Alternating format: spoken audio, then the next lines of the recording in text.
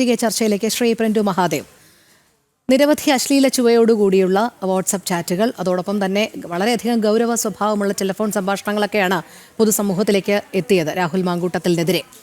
ഇതൊക്കെ നേരത്തെ തന്നെ പാർട്ടിക്കുള്ളിലെ പലർക്കും അറിയാമായിരുന്നു എന്നുള്ള ചില സൂചനകൾ കൂടി വരുന്നുണ്ട്. കാരണം KSU വനിതാ പ്രവർത്തകർക്കിടയിൽ നിന്ന് പോലും രാഹുൽ മാങ്കൂട്ടത്തിനെതിരെ ചില ആക്ഷേപങ്ങൾ ഉന്നയിക്കപ്പെട്ടിരുന്നു എന്നുള്ളതാണ് ഇപ്പോൾ പുറത്തുവരുന്ന ചില സൂചനകളിൽ നിന്ന് മനസ്സിലാക്കുന്നത്. അതുകൊണ്ട് തന്നെ ഈ ധാർമ്മികതയൊക്കെ ഈ അവസാന മണിക്കൂറുകളിൽ എങ്ങനെ ഉടലെടുത്തു എന്നുള്ളതാണ്.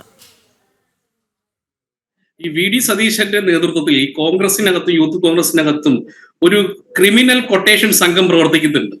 ആ ക്രിമിനൽ കൊട്ടേഷൻ സംഘത്തിന് അതിൽ എല്ലാവിധ ആക്ടിവിറ്റിയും ചെയ്യുന്ന സംഘങ്ങളിലെ ഒരാളാണ് ഈ പറയുന്ന ഈ രാഹുൽ മാങ്കൂട്ടത്തിൽ. ഇപ്പൊ ഷാഫി അടക്കം അദ്ദേഹത്തിന് ഗോഡ് ഫാദർ ആകുമ്പോൾ ഇവർക്ക് എല്ലാവർക്കും അറിയുന്ന KSUവിന്റെ കാലഘട്ടത്തിൽ തന്നെ ഇദ്ദേഹത്തിനെ കുറിച്ച് കൃത്യമായിട്ട് പരാതികളുള്ള ഒരാളാണ് ഈ രാഹുൽ മാങ്കൂട്ടത്തിൽ. എന്നിട്ടും ഇങ്ങനെയുള്ള ഒരു വ്യക്തിത്വത്തെ ഈ പാലക്കാട് പോലെയുള്ള ഏറ്റവും കേരളത്തിൽ തന്നെ ഏറ്റവും പ്രബുദ്ധരായിട്ടുള്ള ഏറ്റവും നല്ല ആളുകൾ താമസിക്കുന്ന പ്രദേശമാണ്.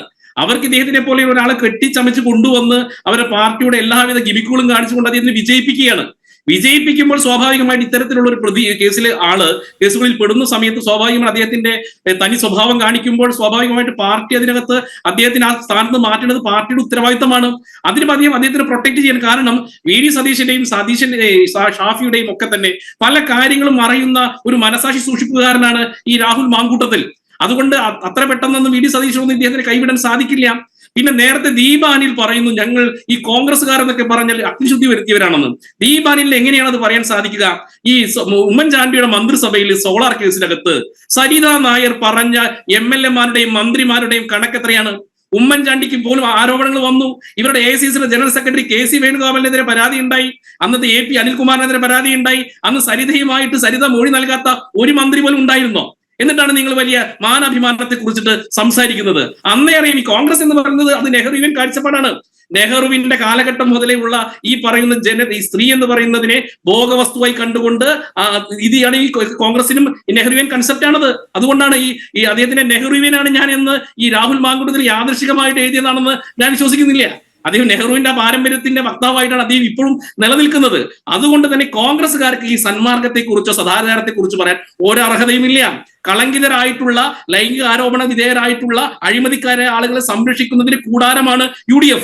നോക്കൂ, പ്രതിപക്ഷത്തിന് ഉപനേതാവ് കുഞ്ഞാലിക്കുട്ടി അദ്ദേഹം നോക്കൂ, ഒരു പ്രായപൂർത്തിയാവാത്തൊരു പെൺകുട്ടിയെ പീഡിപ്പിച്ചതിൽ പ്രതിയായിരുന്നില്ലേ? ആരോപണം ഉണ്ടായിരുന്നു. അപ്പൊ നോക്കാം, UDF എന്ന് പറയുന്ന സംവിധാനം തന്നെ സ്ത്രീ സംരക്ഷകരല്ല. സ്ത്രീകളെ എല്ലാ അർത്ഥത്തിലും ഉപയോഗിക്കുന്ന ഒരു പറ്റം ദുഷ്പ്രമുഖരുടെ ഒരു കൂട്ടായ്മയായിട്ടാണ് UDF-നെ പൊതുസമൂഹം കാണുന്നത്. പിന്നെ നേരത്തെ LDF-ന്റെ പ്രതിനിധി നേരത്തെ പറഞ്ഞു ഞങ്ങൾ വ്യക്തിശുദ്ധി വരുത്തിയത് കൊണ്ടാണ് P ശശിയെ തിരിച്ചെടുത്തത്. എങ്ങനെയാണ് വ്യക്തിശുദ്ധി വരുത്തിയത്? അദ്ദേഹം ആ പെൺകുട്ടിയെ കൊണ്ട് മൊഴി തിരുത്തി മേടിക്കുക, പാർട്ടിയുടെ കോടതി ഇടപെടുക, എന്നിട്ട് കൊടുത്ത കേസുകൾ പിൻവലിപ്പിക്കുക. ഇതാണ് വ്യക്തിശുദ്ധി. ഇത് P ശശിയുടെ മാത്രമല്ല, P ശശി, PK ശശി, ഗോപി കോട്ടമുറിക്കൽ, നമ്മുടെ MV ജയരാജൻ, ഇങ്ങനെ ഒരു ഡസനോളം CPM-ന്റെ ജില്ലാ സെക്രട്ടറിമാർക്ക് ഈ ലൈംഗിക ആരോപണങ്ങളുടെ പേരിൽ ജില്ലാ സെക്രട്ടറി സ്ഥാനത്ത് മാറി നിൽക്കേണ്ടതയോ ലീവ് എടുക്കേണ്ട സാഹചര്യം ഉണ്ടായിട്ടുണ്ട്. അപ്പൊ അതുകൊണ്ട് ഇപ്പൊ തന്നെ നോക്ക്, കളങ്കിതരായിട്ടുള്ള ഒരു മന്ത്രിയല്ലേ KB ഗണേഷ് കുമാർ. ആ ഗണേഷ് കുമാറിനെ വെച്ചിട്ടാണ് മന്ത്രിസഭ മുന്നോട്ട് പോകുന്നത്. അതുപോലെ തന്നെ ശശീന്ദ്രനെ കുറിച്ച് നമുക്കറിയാമല്ലോ. അതുപോലെ തന്നെ മുകേഷ്. അപ്പൊ അതുകൊണ്ട് ഈ കാര്യങ്ങളിൽ ഈ രണ്ടു കൂട്ടരും ഒരേപോലെ തന്നെയാണ്. അപ്പൊ അതുകൊണ്ട് രണ്ടു കൂട്ടരും പരസ്പരം പഴിചാരുമ്പോഴും ഇവിടത്തെ മുറിവേൽക്കുന്നത് കേരളത്തിലെ പൊതുസമൂഹത്തിന്റെ സ്ത്രീത്വത്തിനെയാണ്. അതുകൊണ്ട് ഇത്തരം ഒരു വിഷയം വരുന്ന സമയത്ത് സ്വാഭാവികമായി കൈകാര്യം ചെയ്യേണ്ട രീതിയുണ്ട്. നേരത്തെ ഈ ജലീൽ പുനരൂര് ഈ യെദ്യൂരപ്പയുടെ ഒരു ആരോപണം പറയുന്നത് കേട്ടു. യാതൊരു വസ്തുതാ വിരുദ്ധവും ഇല്ലാത്ത ഒരു മാനസിക രോഗിയായിട്ടുള്ള ഒരു പെൺകുട്ടിയാണ് ആ മൊഴി കൊടുത്തുള്ളത്. അത് വിശ്വാസയോഗ്യമല്ല എന്ന് കണ്ടിട്ട് കോടതിയാണ് അദ്ദേഹത്തിന് യാതൊരു കുറ്റക്കാരമല്ല എന്ന് കണ്ടത്. പോലീസും കോടതിയുമാണ്. അതോടൊപ്പം തന്നെ അദ്ദേഹം അമിത്ഷായുടെ കാര്യത്തിനകത്ത് അദ്ദേഹം പറഞ്ഞു അമിത്ഷാ ഏത് കേസിൽ പ്രതിയായിരുന്നു എന്നാണ് പറയുന്നത്.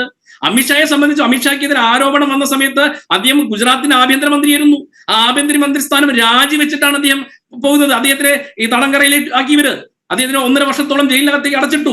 പക്ഷെ ആ കേസിനകത്ത് ഒരു കോടതിക്കും അദ്ദേഹം കുറ്റക്കാരനാണെന്ന് കണ്ടെത്താൻ സാധിച്ചിട്ടില്ല. നിരപരാധിയായ ഒരു വ്യക്തിയാണ് അത് ഉണ്ടാക്കിയത്. ആ കേസിനെ, ഈ ശശിയുടെ കേസിനെയും രാഹുൽ മാങ്കൂട്ടത്തിന്റെയും കേസിനെയും താരതമ്യം ചെയ്യുന്നതിന്റെ അർത്ഥശുദ്ധി എത്രത്തോളം ഉണ്ടെന്ന് എനിക്ക് ചിന്തിക്കാൻ വയ്യ. അത് എങ്ങനെയാണ് ജലീൽ അത് പറയുന്നതെന്ന് മനസ്സിലാക്കാൻ സാധിക്കുന്നില്ല. അതുകൊണ്ട് കേരളത്തിന്റെ പൊതുസമൂഹത്തിന് ആവശ്യം രാഹുൽ മാങ്കൂട്ടം എത്രയും പെട്ടെന്ന്, മിനിറ്റുകൾക്കുള്ളിൽ തന്നെ എത്രയും പെട്ടെന്ന് രാജിവെച്ചാൽ അത്രയും നല്ലത്. കാരണം ഇവിടെ അപമാനിക്കപ്പെടുന്നത് രാഹുൽ മാങ്കൂട്ടത്തിൽ അവിടെ തുടരുമ്പോൾ ഇവിടെ അപമാനിക്കപ്പെടുന്നത് കേരളത്തിലെ സ്ത്രീ സമൂഹത്തിന്റെ സ്ത്രീത്വമാണ്. സ്ത്രീത്വത്തിന് പുല്ലുവില കൽപ്പിക്കുന്ന ഒരു സർക്കാരും ഒരു UDF-ന്റെ പ്രതിപക്ഷ നേതാവും ഒരു UDF മുന്നണിയുമാണ് കേരളത്തിലുള്ളത്. അതുകൊണ്ട് നോക്കൂ, ഈ LDF-കാർക്ക് വലിയ രീതിയിലുള്ള ഒരു ആവേശമൊന്നും രാഹുൽ മാങ്കൂട്ടത്തിൽ രാജിവെക്കുന്ന കാര്യത്തിൽ വലിയ രീതിയിലുള്ള പ്രസ്താവനകളൊന്നും കാണുന്നില്ല. അവരിങ്ങനെ പറയണമെങ്കിൽ പറയട്ടെ എന്ന രീതിയിലുള്ള പ്രസ്താവനകളല്ലാതെ ആത്മാർത്ഥമായി രാഹുൽ മാങ്കൂട്ടൽ രാജിവെക്കുന്ന രീതിയിലുള്ള ഒരു പ്രക്ഷോഭത്തിന് CPM-കാർ തയ്യാറാവുന്നുണ്ടോ? എന്തുകൊണ്ട് തയ്യാറാവുന്നില്ല? കാരണം ഇതിനകത്ത് രണ്ടു കൂട്ടരും ഈക്വൽ ആയിക്കൊണ്ടാണ് കേരളത്തിൽ ഒരു ബാലൻസിങ് പൊളിറ്റിക്സ് ആണ് നടത്തുന്നത്. ഞങ്ങൾ ഇതിനെതിരെ ശക്തമായിട്ടുള്ള പോരാട്ടം നടത്തും, ഒരു സംശയം വേണ്ട. പാലക്കാട് നിയോജക മണ്ഡലത്തിൽ രാഹുൽ കൂട്ടത്തിൽ കാലുകുത്തണമെങ്കിൽ ഞങ്ങളുടെ അനുവാദം, ഞങ്ങൾ കാലുകുട്ടാൻ അനുവദിക്കും. കാരണം പാലക്കാട്ടത്തിലെ സ്ത്രീകൾക്ക് അടക്കം ഇതുപോലുള്ള നിരവധി അനുഭവങ്ങൾ ഉണ്ടായിട്ടുണ്ട്. ട്രാൻസ്ജെൻഡേഴ്സിനെ പോലും വെറുതെ വിടാത്തവരാണ്. നോക്കണം, ട്രാൻസ്ജെൻഡേഴ്സിനെ പോലും വെറുതെ വിടാത്ത ഒരു ഇങ്ങനത്തെ ഹൈപ്പർ സെക്ഷൽ ഡിസോർഡർ ഉള്ള ഒരു വ്യക്തി പാലക്കാടിന്റെ MLA ആയിരിക്കാൻ ഒരർഹതയുമില്ല. അതുകൊണ്ട് പാലക്കാടിന്റെ മണ്ണിൽ കാലുകുത്താൻ രാഹുൽ കൂട്ടത്തിനെ BJP അനുവദിക്കുന്ന കാര്യത്തിൽ ഞങ്ങൾക്ക് ഒരു സംശയവുമില്ല.